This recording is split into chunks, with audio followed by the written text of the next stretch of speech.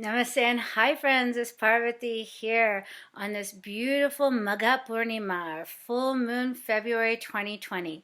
I'm bringing you tonight my part 3 of my report on the energies at work and at play in the celestial sky in the month of February. So here goes. It's going to be a really critical and pivotal month.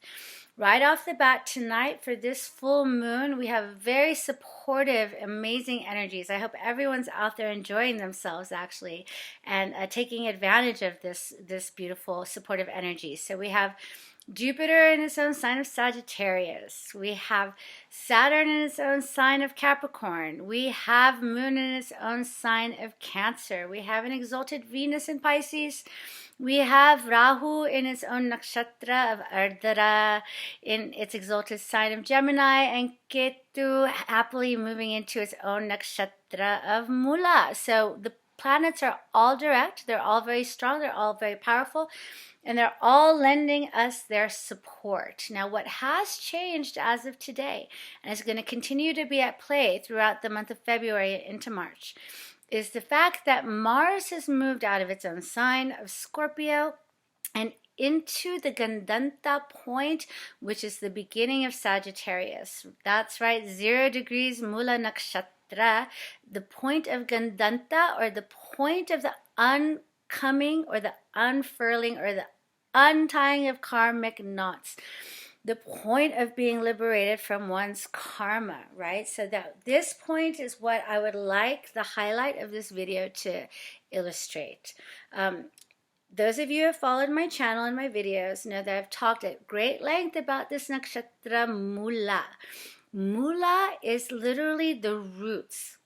And this nakshatra, or celestial fixed place in the sky, right, is directly in line with our galactic center.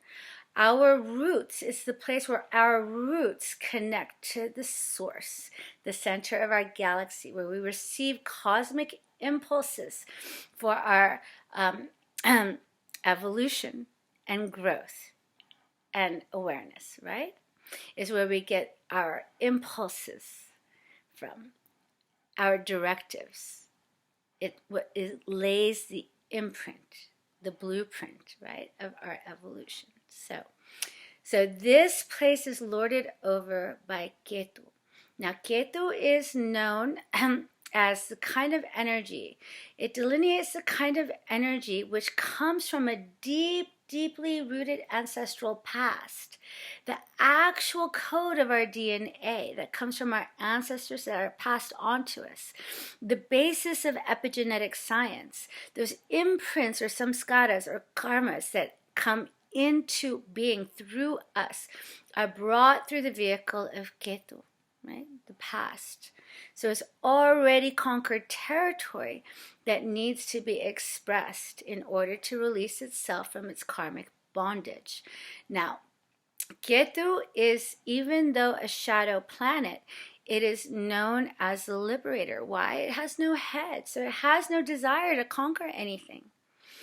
It wants to bring you back into itself, okay? It wants to reabsorb you, okay?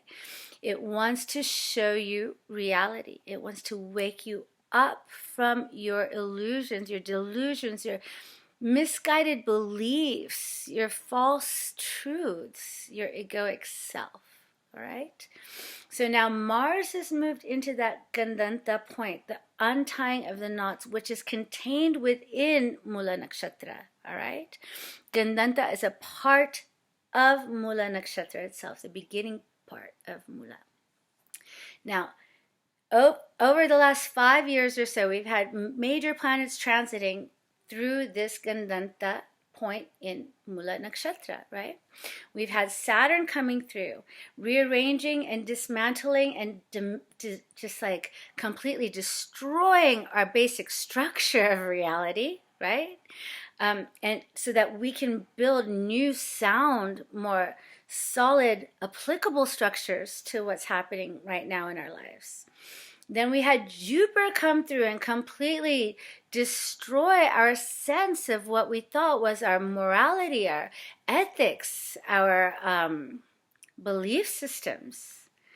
and completely like confuse this and dismantle this, that we could now plant the seeds for what we know to be true, just, and right within ourselves, right? And then we had the very powerful solar eclipse that just passed here in December on Christmas Day, which included 5 planets in this very nakshatra of Mula, okay? So it's resetting and reshifting and affecting this point everybody and almost every planet out there. So now Mars is going to be passing through this point. It started today, 0 degrees of Moola. The uncoming of the karmic knots has begun. But we have to think now of the energy of Mars. What Mars does, all of those imprints left by Saturn, by Jupiter, by the solar eclipse, and all the 5 planets involved in that nakshatra are now going to be catalyzed. Mars is the energy of action. Mars is the energy of directness, force, fire, aggression, war, explosiveness, right? It's like the first, it's the leader, it's the winner, it's the one that makes things happen and thinks later, right? Acts first. So there can be a lot of aggression around you, impatience around you. Check your own aggression and impatience, right? And things that are occurring under this energy, just allow them occur. Try to not participate or react or counter attack, because these are the karmic knots ultimately liberating you. But it's done with the energy of aggression, passion, desire, fire, intensity. Okay? Now when Ketu meets Mars, which is going to be around the 3rd week of February, around the 24th, 25th-ish, there is a possibility of some crises, cataclysm happening, which directly impacts and alters for a very long time certain elements or aspects of our collective consciousness. These kinds of planetary alignments, which are coming up here in February with Mars meeting Ketu across from Rahu, in the past have historically shown to be very surprising, powerful, impactful, almost like a detonation, like the 9/11 happened with this kind of configuration going on in the sky. There was like many environmental cataclysms, volcanoes erupting and earthquakes and earth-shaking sort of destructive crises on the world stage. The assassination of John F. Kennedy. So Ketu brings in the quality of liberation, but surprise, right? Ketu doesn't have any softness to it. Ketu just opens your eyes, usually shockingly, and usually in a sharp, surprising way, to make you see reality. It liberates you from the illusion of what you think life is or how you think life should be, and shows you what's real. It may hurt, it may sting, it may cut, it may burn, it may shock, you may have to grieve the loss of your innocence.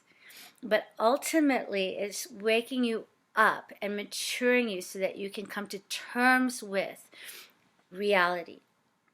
Indifferent, cold, sobering reality.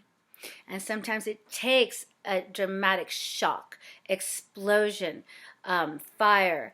Like this Ketu-Mars conjunction can indicate a lot of different things. It could indicate war, aggression, war, conquering the conquered.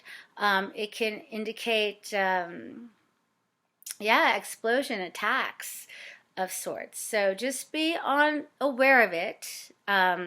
Be aware of these energies that are coming up and coming into play. Just be more careful. Try and avoid accidents.